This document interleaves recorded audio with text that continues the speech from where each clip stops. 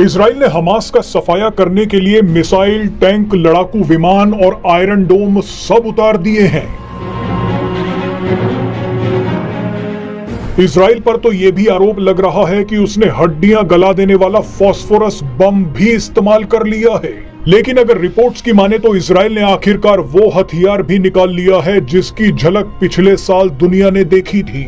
Israel ने अपना खतरनाक लेजर हथियार भी मैदान में खड़ा कर दिया है। इस खतरनाक हथियार का नाम है आयरन बीम। इजराइल का आयरन बीम 250 रुपए में दुश्मनों के हथियारों को नष्ट कर सकता है। वो कैसे होगा ये हम आपको इस वीडियो में दिखाएंगे।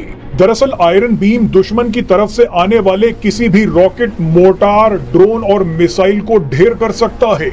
आयरन बीम टारगेट को नष्ट करने के लिए लेजर का प्रयोग करता है। लेजर की ये बीम इतनी खतरनाक होती है कि सिर्फ 1 सेकंड में ये टारगेट को जलाकर राख कर देती है। आयरन बीम लगभग वही काम करता है जो आयरन डोम करता है, लेकिन इसे चलाने का खर्च काफी कम होता है। आप ये जानकर हैरान हो जाएंगे कि हमास जो रॉकेट इजराइल पर दागता है वो काफी कम खर्च में तैयार हो जाते हैं। तभी तो हमास एक के बाद एक 5000 रॉकेट दाग देता है।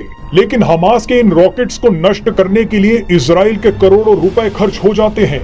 इजराइल अभी जिस आयरन डोम का इस्तेमाल कर रहा है उसकी एक मिसाइल की कीमत $60,000 यानी 50 लाख रुपए है।